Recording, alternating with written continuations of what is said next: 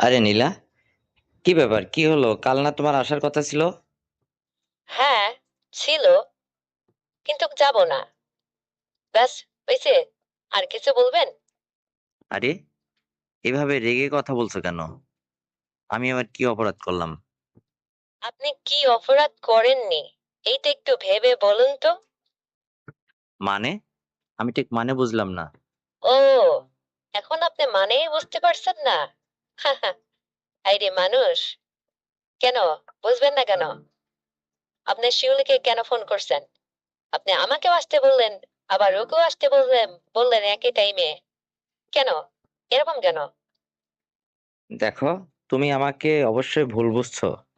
আমি ওকে ডাকছি ঠিক আছে, কিন্তু ওকে কোথাও নিয়ে যাওয়ার জন্য, কোথাও যাওয়ার জন্য আমি ডাকি নাই।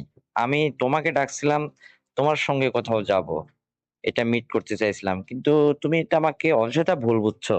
বুঝতে পারছো? ও, তাই নাকি স্যার?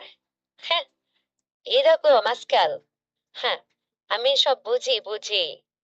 আপনি যে তলে তলে কি করছেন, এটাও আমি বুঝি। আপনি আমাকেও খাবেন, আবার ওকেও খাবেন। এটা আমি মনে হয় বুঝি না। যখন যে কোনো একজনকে আপনি সিলেক্ট করেন, আপনি খেলার পুতুল ভেবেন না। আমরা আসলে আপনার হাতের খেলার পুতুল না, বুঝতে পারছেন স্যার? হ্যাঁ, একটু ভালো হন, স্বভাবটা একটু ভালো হওয়ার চেষ্টা করেন, বুঝতে পারছেন? হ্যাঁ হ্যাঁ, জনাব, এইভাবে দিন যায় না। আমি তো আসলে তোমাকে ঠিক বুঝাইতে পারছি না। আসলে তুমি কি বলতে চাইছো পরিষ্কার করে বলো তো। ও বাবা রে! হ্যাঁ, এই দেখছি কিছুই বোঝে না। হ্যাঁ, আদা মাছটা উল্টে খেতে জানে না। আরে জনাব, আমি আপনাকে পরিষ্কার ভাবে বলে দিচ্ছি, একটু বোঝেন, আমার কথাটা একটু মনোযোগ দিয়ে শোনেন। আপনি ওকে চান না আমাকে চাইছেন, কোনটা? আরে পাগলি, আমি যখন তোমাকে বোঝাইতেই পারছি না, তবে ক্লিয়ার শুনে রাখো। আমি কাউকে চাচ্ছি না, আমি শুধু তোমাকে চাইছি। এটা কি তুমি আমার ভাষাতে বুঝতে পারো না? আর যদি কখনো এই ধরনের হয়, তারপরে তুমি আমাকে যা শাস্তি দেবে আমি তাই মাথায় পেতে নেবো, বুঝছো?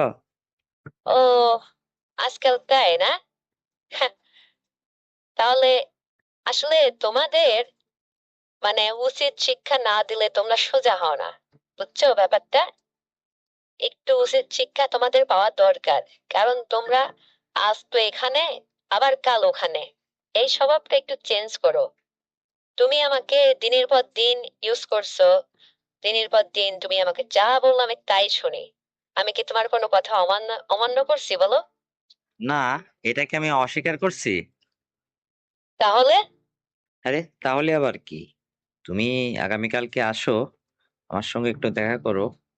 তারপরে দুজনে একসঙ্গে হয়ে বসে সব কথা মিট করব। কি করা যায় না যায়।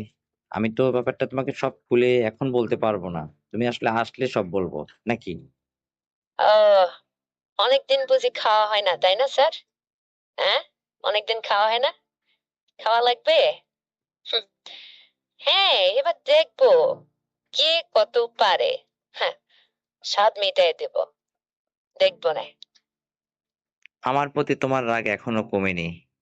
আমি তো ভয়ে আছি। এরকম করছো কেন? একটু নর্মাল হও। একটু ঠান্ডা মস্তিষ্কে আমার সঙ্গে কথা বলো।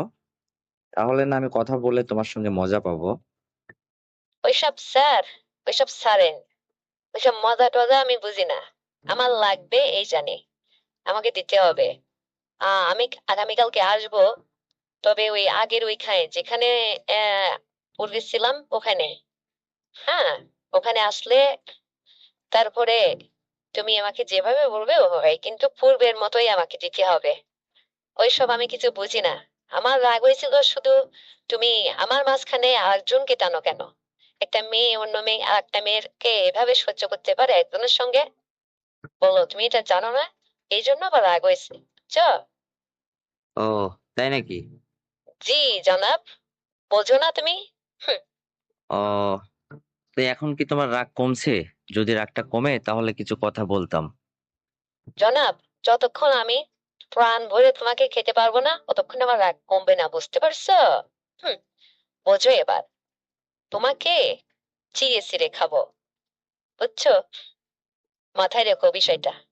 তোমার কথা শুনে তো আমার খুব ভয়ই লাগছে। বাবা, এত পারদর্শী হঠাৎ হয়ে গেলে কেমনে তুমি? আগে কালকে আমি আসি না তোমার কাছে, তারপরে ওই দুইজনকে খাওয়ার স্বাদ মেটায় দেবো ভালো করে, বুঝছো? হ্যাঁ।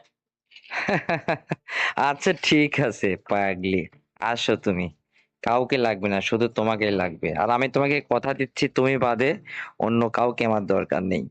আরে বাবা, তোমাকেই তো আমি নিয়মিত খাচ্ছিলাম, নিয়মিত ডাকি, তোমার সঙ্গে মজা করি।